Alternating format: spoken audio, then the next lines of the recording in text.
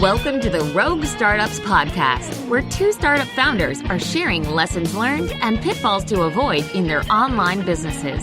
And now, here's Dave and Craig. All right, welcome to episode 238 of Rogue Startups. Craig, Happy New Year. Happy New Year, Dave. Sounds like from chatting a little bit off air, you had a good holidays, kind of holiday light, I guess, that many of us are going through this year with the virus and the change and seeing family and all that kind of stuff. But sounds like you had a good one too. Yeah, we did. And everything's just different about it this year, but it was good to get some time off. You know, it was good to have some time to reflect. I didn't spend any time and do like a mini retreat. I've got to put some time here in January to kind of do my quarterly rock setting here for EOS. But, you know, I was generally pretty pleased with how the end of the year went and having a little bit of downtime with the family and just gearing up here for 2021. Yourself? Nice. Yeah, I mean, you know, just the way that the holidays fell with Christmas Eve and Christmas Day, New Year's Eve, New Year's Day being Thursday and Friday, they were very quiet weeks.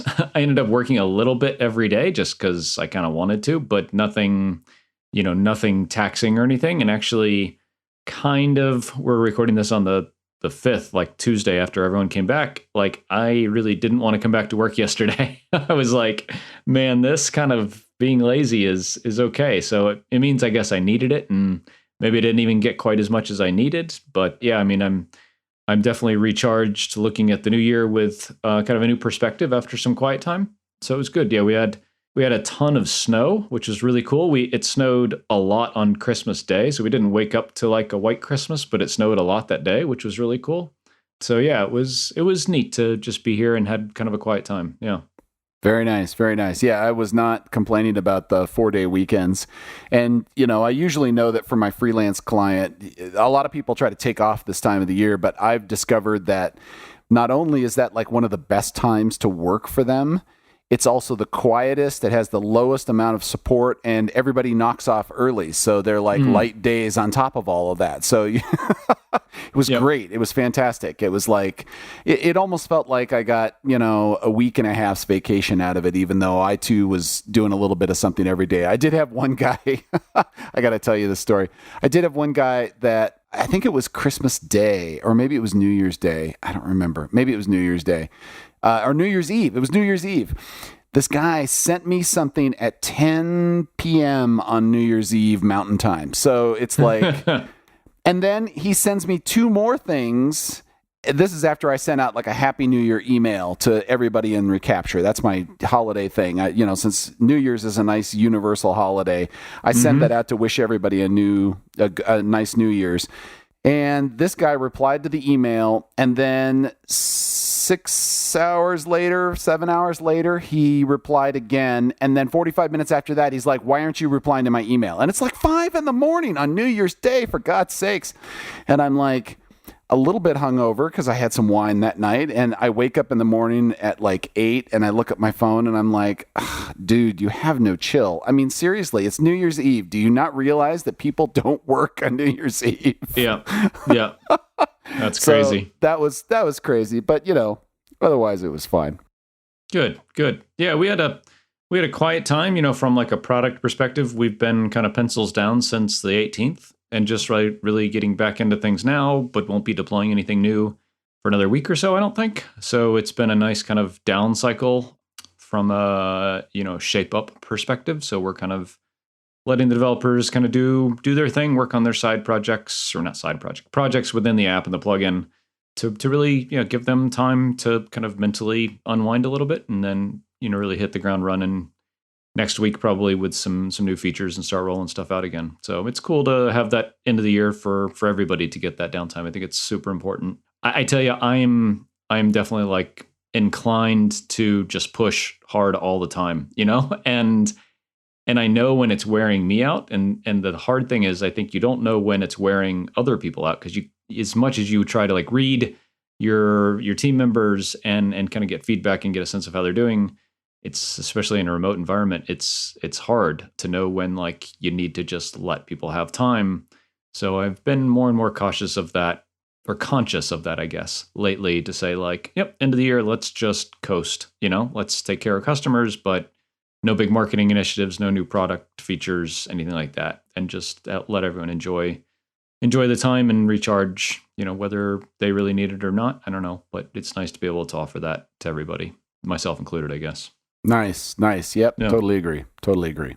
So, beginning of the year, I know like our last episode was a little bit of like kind of what happened last year. And so like looking into this year, Dave, after you've had like some downtime to kind of like reflect a little bit, maybe anything that like is really jumping out at you as like this year is going to be all about this, or this year is going to be the time when we finally do that. Anything brewing there?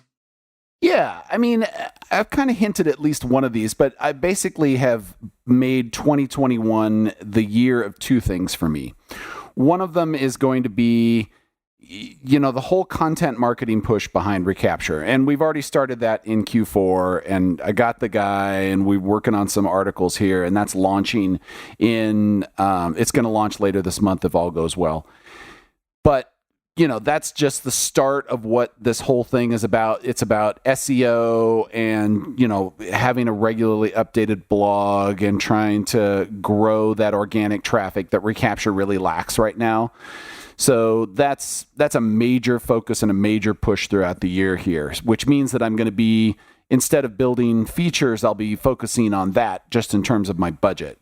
So unless there's a feature that I need to add that's a critical thing, that's probably most of what's going to happen this year. I mean, I have a couple of things in mind product-wise for Recapture, but that's where my focus needs to be because that's where I think I'm going to get the growth out of Recapture. And that's definitely going to require a fair amount of time, energy, money, and focus. So that's number one. Number two, and I don't think I've really talked about this publicly on air before, but I feel like at this point, it's probably something I can start to discuss. And that is, I'm actually going to do some real estate investing. And you and I have talked about this a little bit off air, but basically the proceeds that I got from the plugin, I'm using that and I'm looking to buy into a self-storage facility. And I've been spending a pretty significant time of Q4 trying to research what it means to be in the self-storage niche and why investing in this is more resilient, I'll say, than investing in other things. Because, if you're looking around at real estate right now, single-family homes are hard to get a hold of. Commercial real estate is getting kicked in the balls like repeatedly. And, there's definitely a lot of niches of real estate that are sucking, multifamily real estate, apartment buildings, things like that. They're really struggling right now because people can't pay their rents. But something like self-storage looks like a good place to build some wealth, look for a cash flow generating asset. And I've gotten very serious about this. I started back in September, but 2021 is my year of purchasing the first facility, maybe more than one, we'll see. But the goal is to get one before the end of the year. That's cool. I guess I have a lot of questions about that. Maybe that's like a whole episode is like offline investments and offline business. Maybe that's like a whole thing. Yes, and I think that would be a great topic to discuss at length because, as digital entrepreneurs, we do all of this stuff in the online world, and what is amazing and interesting is that there are so many offline businesses that if you took the same concepts and knowledge and background that we are applying, and in some cases in a very highly competitive environment, and you apply those to an offline business, you have like a massive competitive advantage because most offline businesses suck at this stuff. Just example, SEO and content marketing, or having a mobile-friendly website, or having a mobile-first design where like there's an app that can run your service or store or give customers access to it when you're not there. These are all things that turn out to be huge advantages in self-storage, and so few facilities actually do this. So, that's the sort of stuff that I'm looking at doing here and applying that knowledge and moving it forward. But yes, I agree. That's probably like a whole episode. Yeah. Yeah. Regarding the content marketing, so I know that like kind of finding a writer was a big thing. It sounds like you've got that nailed down.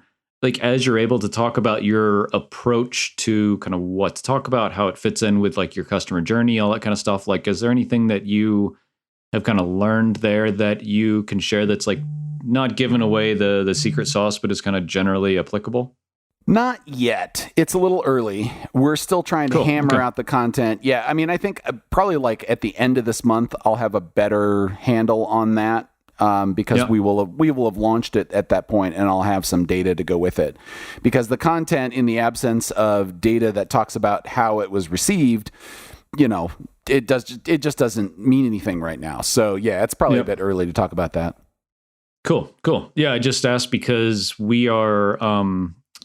Content has been a big thing that we've been kind of leaning on through most of last year, certainly the last half of last year, and kind of here in the new year, kind of doing an audit of like what's working and what's not and why, and so like really asking a lot of tough questions about like, is this marketing thing or that marketing thing that we're doing effective? Is this a place to put more resources, or is this a waste of time?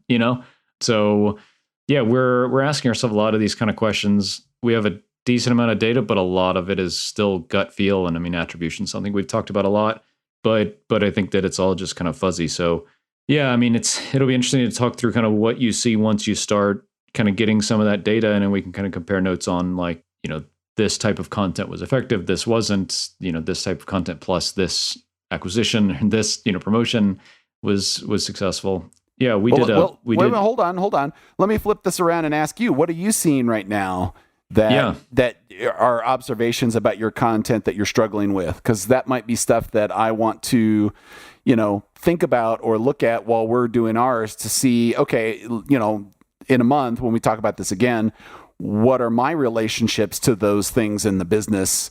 And, then I can say, oh, well, you said that you were having this. This is what we found, that sort of stuff. Yeah, totally. I mean, I think that one of the traps that a lot of folks fall into, and we definitely fall into this trap, is kind of creating content just to create content and feeling good about getting more traffic to your site, because that's like the ultimate kind of vanity metric, right? Like more traffic to your site is all great, but how many of those people are signing up for a trial, and then how many of those people are converting? And so something that we think about a lot is like, are we writing, kind of like top of funnel, middle of funnel, or bottom of funnel content? And how does that fit in with other stuff and gaps that we might have from a content perspective on the site or like in our blog? And then like the biggest one really has been like a combination, like two things really. One is like, when somebody's on the page, what are we doing to kind of allow them to take the next step, right? So like opt into this email course or a call to action for a trial, and like what makes sense on that blog post? Like, should it be the same call to action across the whole site, or should it be like specific things embedded in each blog post that's unique? And then like what kind of customer persona of ours, because we talk to a couple of different types of customers, what different kind of customer persona are we writing content for? And so like when we think about writing content now, it's like, is it top, middle, or bottom of the funnel? Is it for like, persona A, B, or C?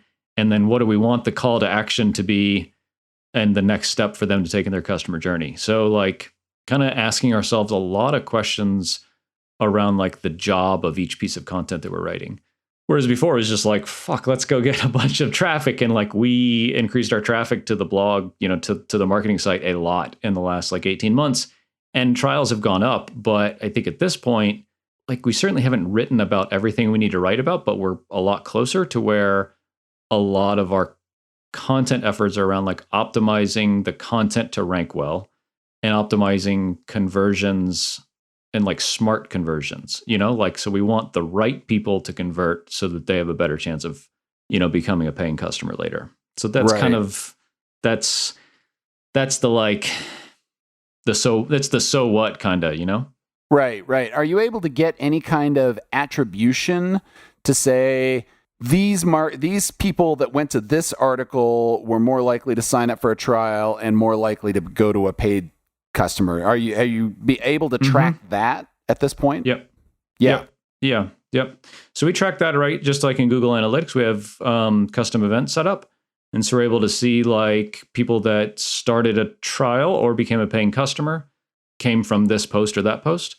And the thing that we're going to be doing here soon is we are in the process of evaluating ChartMogul as opposed to ProfitWell to get some more granular data on kind of customer events by plan and MRR, or not MRR, like ARPU and things like that. So we're going to be piping in some like data from the app into ChartMogul to then be able to like parse. And I think like I talked to Ruben Gomez about this in an episode we did, I don't know, 6 months ago, and we're finally getting around to it, is like sending kind of cohort identifying information to ChartMogul. So then we can then run this like, okay, let's, parse out people that came from this blog post and what's their lifetime value.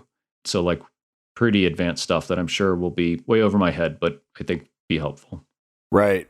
Yeah. Well, it would be very interesting to hear if there is like, being able to break it down to say, all right, this kind of blog post, which fits under this kind of content, whether it's tofu, mofu, bofu, and, what kind of persona you were aiming that at and what that results in, and seeing if you looked at that across, a dozen different blog posts, trying to cover all of those sorts of scenarios there, which the combinatorics on that are pretty high. I don't know what it is because I sucked at combinatorics when I was in math. That was like the one that, I was really good at all math, but that one I couldn't wrap my head around it. And I still to this day struggle with it. But anyway, once you get that, it would be interesting to find out like, middle of the funnel content with, persona C is the most likely to convert. So then, I have to figure out, all right, how can I aim more content at that persona to get more people like that in my funnel? Yep. It's kind of like Clue for your SaaS, right? It was Professor Plum in the conservatory with the candlestick. Yeah. Right. And we have like almost 200 blog posts. So plus another 100 podcast episodes. So like, having a system around it and really being deliberate about how we go about it is a big deal. And then it's like who actually does who actually does the work, because it's just like it's a lot of work to identify and label these all appropriately and stuff. But it's a big effort. But I feel like it's cool because like we have this base of content now, and so now it's more like optimizing a lot of it. So yeah, just like you, like our growth efforts aren't necessarily in creating content, just like yours is not in like creating new features and stuff, but in marketing. And ours is kind of like taking some of the marketing assets we have and optimizing them to kind of, serve a better business purpose, I guess. Yeah. So now that we've talked about me, I want to hear about like what you're going to focus on in 2021, because it's not that content thing that you were just discussing there. I'm sure that's a sideshow, but what are your big things for 2021?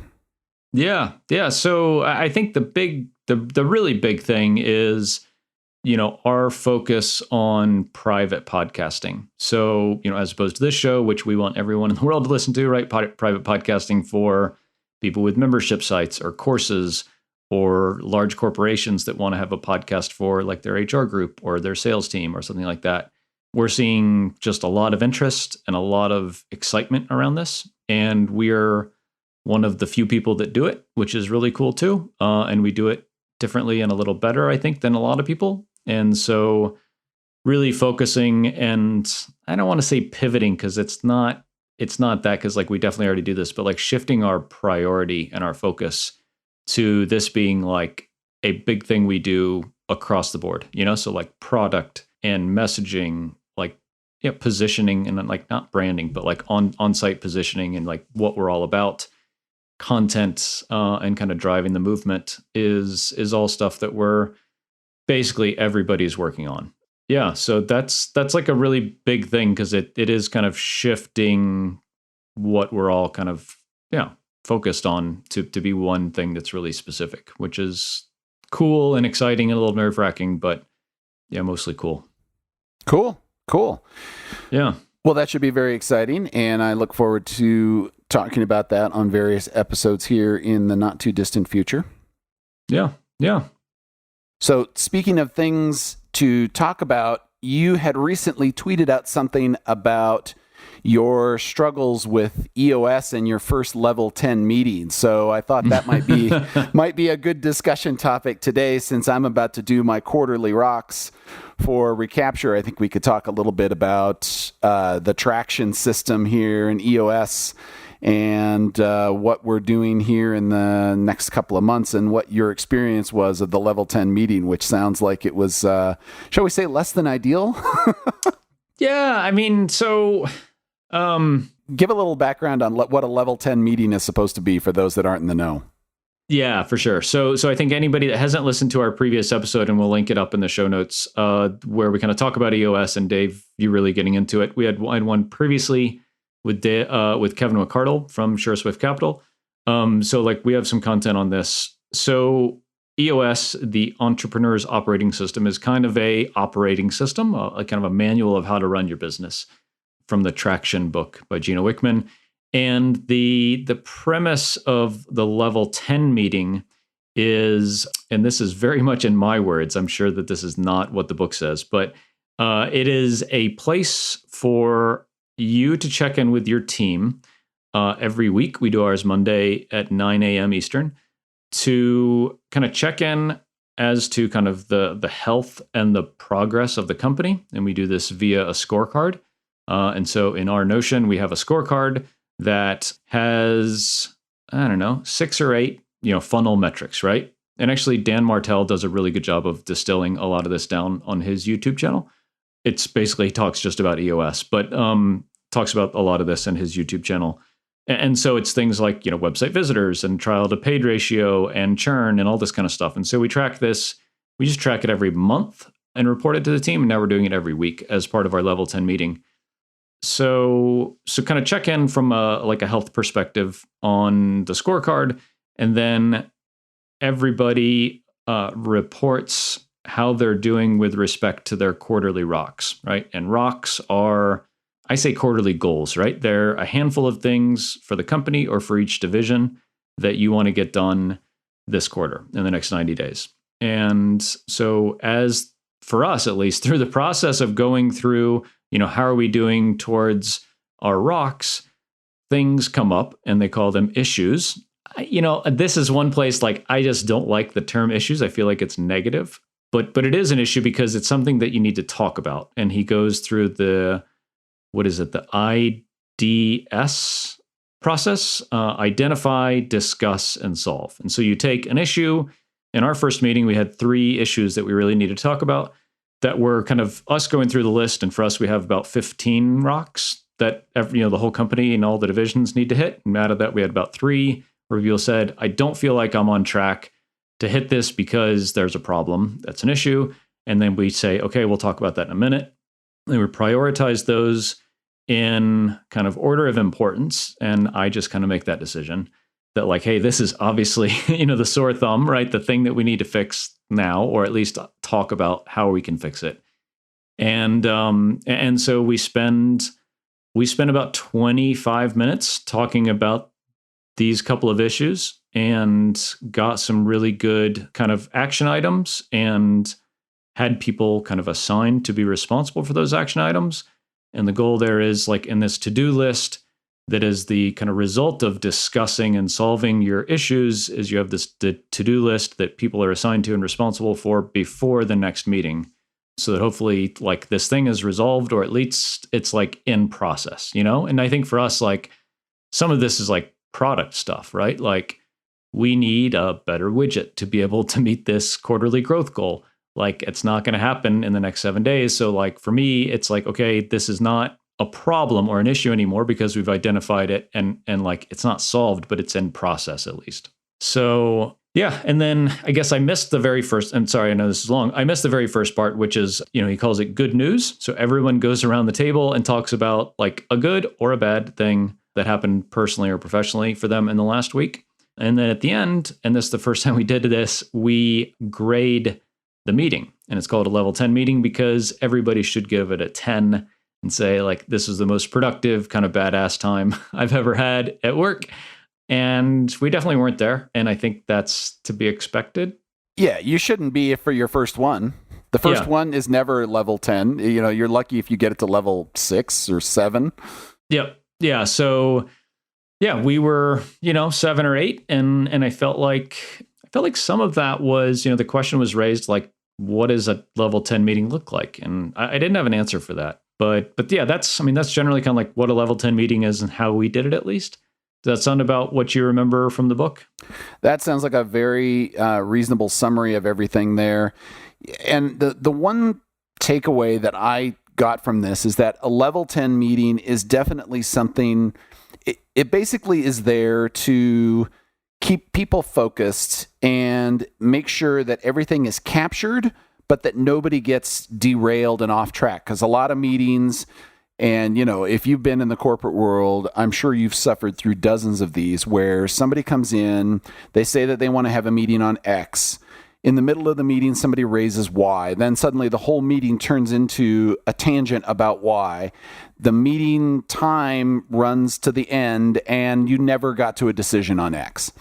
So that's a huge problem. And this is a lot of what makes, I think, corporations and companies in general very, very inefficient, because you can't stay focused on what the whole purpose of your original meeting was. So when you're dealing with the IDS framework and you're dealing with level 10 meetings, you raise the issues, but if the issue isn't core to the discussion that you're having at the time, you throw it on the issues list and you come back to what it is you're going to do. So you've captured it, you don't lose it, and then later you can talk about the issues and then have an IDS, identify, discuss, and solve about that issue. And sometimes that discussion could be like, this isn't really a problem right now, but it's going to be a problem in 3 months. So let's deal with it when we do our next quarterly rocks, So it helps you prioritize. And all of this is about facilitating communication amongst teams. And I think once you get more than 2 or 3 people involved, that level of communication is really required to make sure that everybody's firing on all cylinders. Even when you have hyper communicators that are like on the ball and very chatty and, Slack friendly, shit still falls through between the cracks. And I think the level 10 meeting is trying to address that issue in a very poignant way. Yeah. Yeah. No, I couldn't say it better. I think that, we fell victim a bit to kind of discussing the issue as it was identified. And I think that it's my fault, right? Because it's my job to kind of run the meeting and keep it organized. And then they even have the concept within EOS of an implementer, right? It's this like referee, independent third-party person, not part of your company, but there to help you run the system better. And I think that having somebody like that would be amazing, but we don't. And we don't, I don't think we're going to pay for that person anytime soon. But yeah, I think their job is definitely to call timeout when somebody gets off on a tangent and say, hey, yep, that is not the time to discuss that. That's for this other part of the meeting or whatever. So.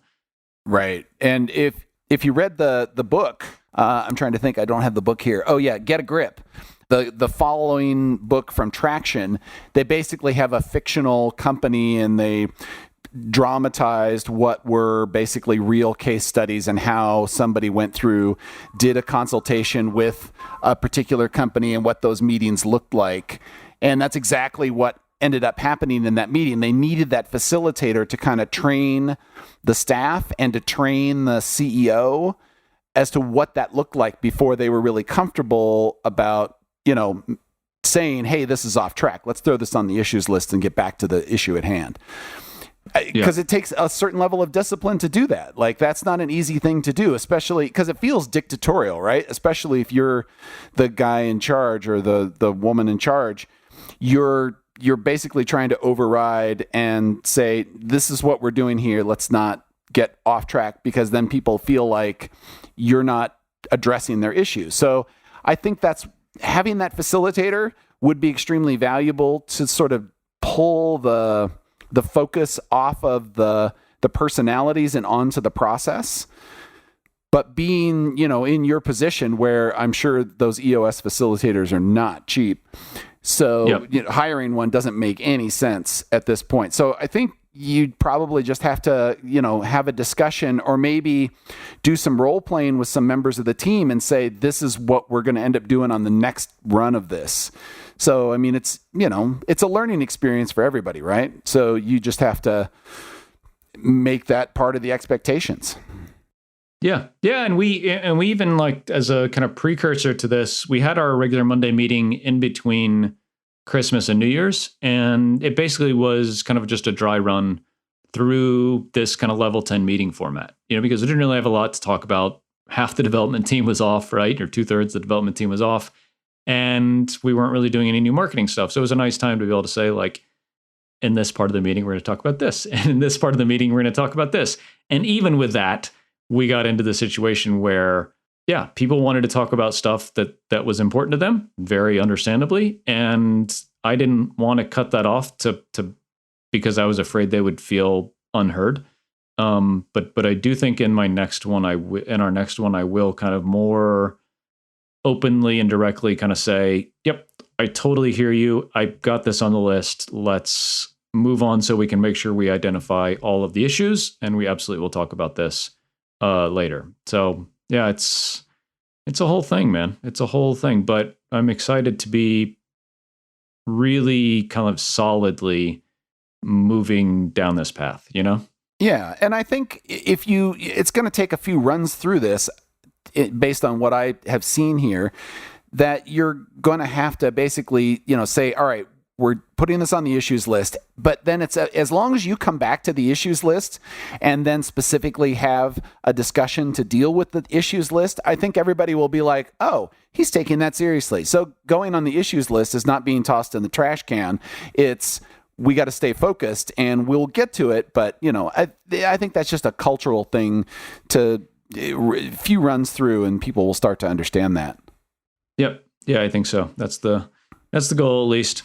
Yeah, well, I'll be interested to hear what next rounds happen here and what their reaction is. Because, I mean, I'm not anywhere near needing a level 10 meeting. I have one guy.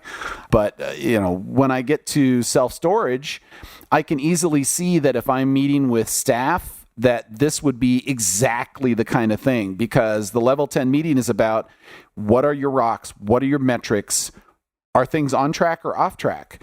And you want to keep that super focused and everybody looking at the same stuff. So if, I had a couple of facilities and I'm, saying, all right, well, what is your rental been this week? How many new customers did you get in the door? How many people did you call and talk to?